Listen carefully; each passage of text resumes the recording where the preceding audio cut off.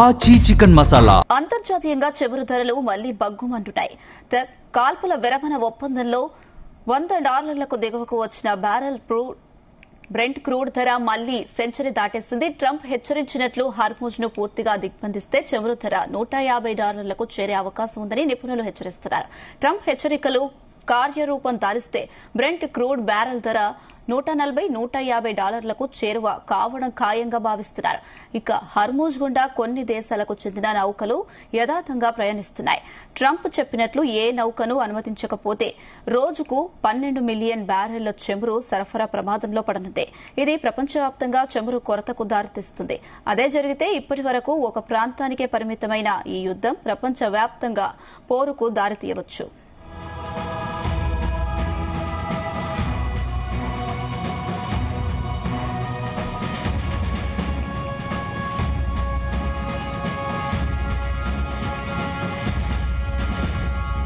అంతర్జాతీయంగా చమురు ధరలు మళ్లీ బగ్గుమన్నున్నాయి. కాల్పుల విరమణ ఒప్పందంతో $100 దిగువకు వచ్చిన బ్యారెల్ బ్రెంట్ క్రూడ్ ధర మళ్లీ సెంచరీ దాటేసింది. ట్రంప్ హెచ్చరిస్తున్నట్లు హర్మూజ్ ను పూర్తిగా దిగ్బంధిస్తే చమురు ధర $150 చేరే అవకాశం ఉందని నిపుణులు హెచ్చరిస్తున్నారు. ట్రంప్ హెచ్చరికలు కార్యరూపం దాలిస్తే బ్రెంట్ క్రూడ్ బ్యారెల్ ధర $140–150 చేరువ కావడం ఖాయమని భావిస్తున్నారు. హర్మూజ్ గుండా కొన్ని దేశాలకు చెందిన నౌకలు యథాతంగా ప్రయాణిస్తున్నాయి.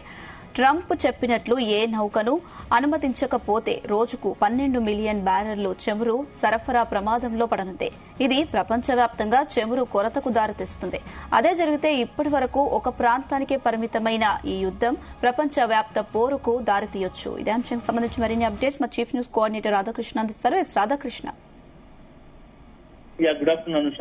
మొత్తంగా పశ్చిమాసియా నెలకొన్న ఉద్రిక్త పరిస్థితులు అది రోజు రోజుకు పరిస్థితులు మొత్తం ప్రపంచవ్యాప్తంగా తీవ్రతరం అవుతున్నాయని చెప్పవచ్చు. ఎందుకంటే ఒకవైపు ఇరాన్, ఇజ్రాయెల్, అమెరికా మధ్య యుద్ధము అది కేవలం 3 దేశాలు కాకుండానే దాని ఇంపాక్ట్ ఆ యుద్ధం వల్ల పరిస్థితులకు సంబంధించి దాని ప్రభావం అంతా కూడా అన్ని దేశాలపై చూపుతా ఉంది.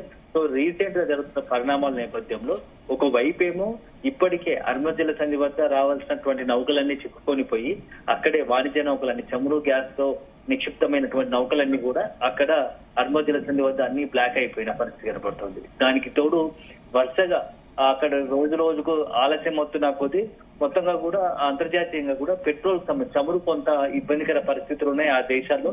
దీంతో ఇప్పుడు తాజాగా ఏంటంటే రోజు రోజు గత కొద్ది రోజులుగా చూస్తూ ఉంటే ఈ క్రూడ్ ఆయిల్ ధర కూడా పెరుగుతూ ఉంది. బ్యారెల్ సంబంధించి క్రూడ్ ఆయిల్ ధర క్రమక్రమంగా పెరుగుతూ పోతుంది. ఇది ఒక రకంగా యుద్ధం వల్ల ఈ పరిస్థితి భవిష్యత్తులో మరింత తీవ్రతరం మరింత పెరిగే అవకాశం ఉంది. బ్యారెల్ ధర $140 కూడా చేరే అవకాశం ఉంది. అదే జరిగితే మాత్రం అంతర్జాతీయంగా అన్ని దేశాల్లో చాలా తీవ్ర ప్రభావం చూస్తుంది. చాలా దేశాల్లో ఆ దేశాలకు సంబంధించినటువంటి పెట్రోల్, డీజిల్ ధరలు, గ్యాస్ సంబంధించి అనూహ్యంగా విపరీతమైన ధరలు పెరిగే అవకాశం ఉంటుంది.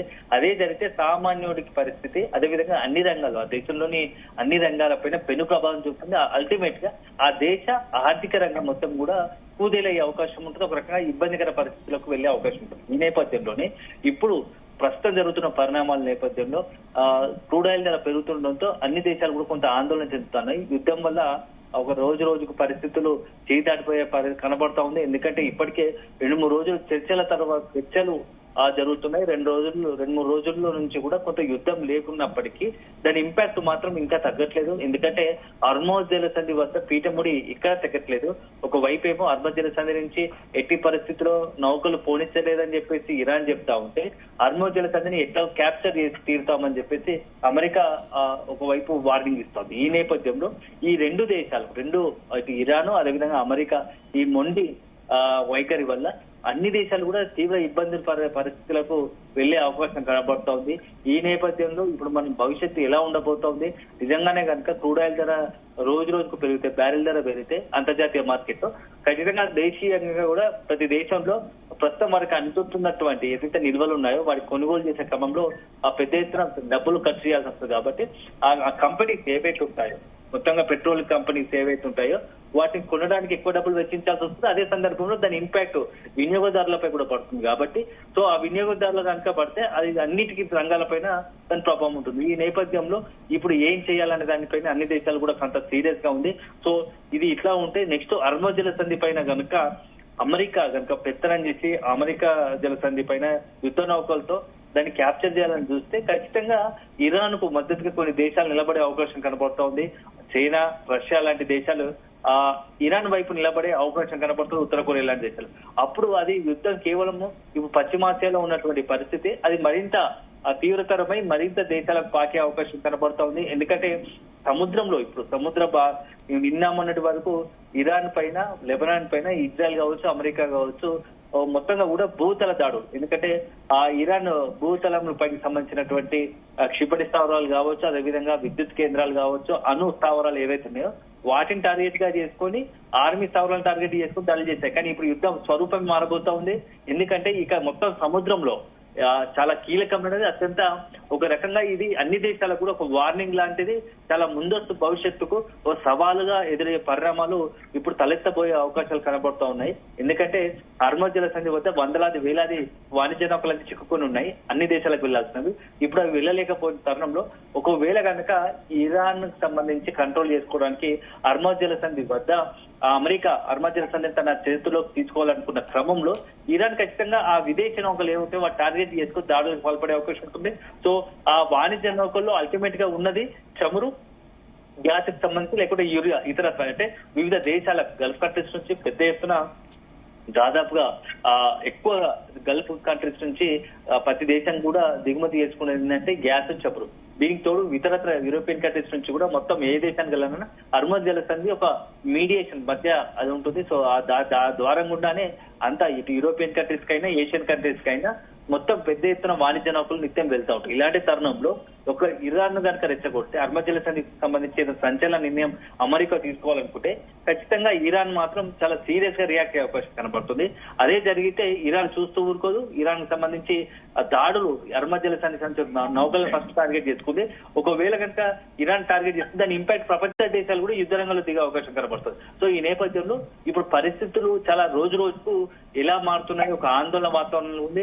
ఎందుకంటే ఈ ప్రస్తుతం పశ్చిమాసియాలో నెలకొన్న యుద్ధ పరిస్థితులు ఇక భవిష్యత్తులో మరిన్ని దేశాలు యుద్ధంలో పాల్గొంటే అది ఆటోమేటిక్ గా ఎక్కడి వరకు వెళ్తుంది అనేది మాత్రం మనము ఇప్పటికే మొన్నటి యుద్ధ పర్యావరణాలు ఎలా ఉన్నాయో మనం కళ్ళారా మనం చూసినాం. సో భారత్ లాంటి పెద్ద జనాభా కలిగిన దేశం చూసాం. మనం గ్యాస్ కి సంబంధించి కావచ్చు, పెట్రోల్, డీజిల్ సంబంధించి అసలు కొరత లేకముందే ఒక్క మెసేజ్ తో ఒక జరిగినటువంటి ప్రచారంతో, సోషల్ మీడియాలో వచ్చిన ప్రచారంతో వేలాది వాహనాలు పెట్రోల్ బంకుల దగ్గర బారులు కట్టిన పరిస్థితి.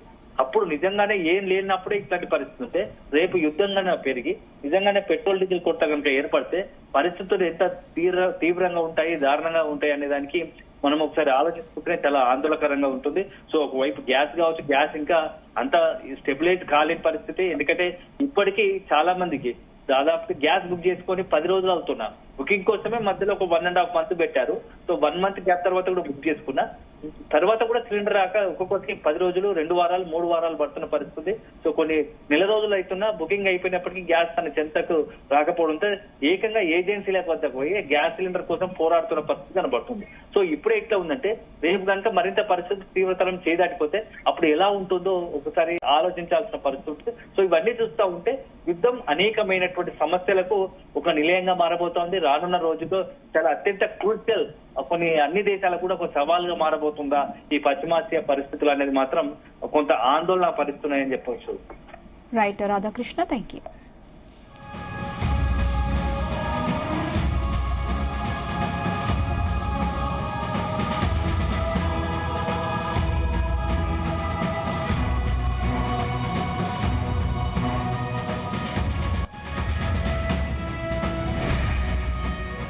అంతర్జాతీయంగా చమురు ధరలు మళ్లీ బగ్గుమంటున్నాయి.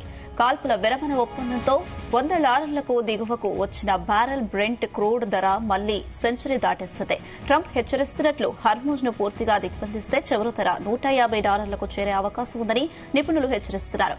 ట్రంప్ హెచ్చరికలు కార్యరూపం దాలిస్తే బ్రెంట్ క్రూడ్ బ్యారెల్ ధర $140–150 చేరువ కావడం ఖాయమని భావిస్తున్నారు. హర్మూజ్ గుండా కొన్ని దేశాలకు చెందిన నౌకలు యథార్థంగా ప్రయాణిస్తున్నాయి. ట్రంప్ చెప్పినట్లు ఏ నౌకను అనుమతించకపోతే రోజుకు 12 మిలియన్ బ్యారెళ్ల చమురు సరఫరా ప్రమాదంలో పడనుంది. ఇది ప్రపంచవ్యాప్తంగా చమురు కొరతకు దారితీస్తుంది. అదే జరిగితే ఇప్పటి వరకు ఒక ప్రాంతానికే పరిమితమైన ఈ యుద్దం ప్రపంచవ్యాప్త పోరుకు దారితీయొచ్చు.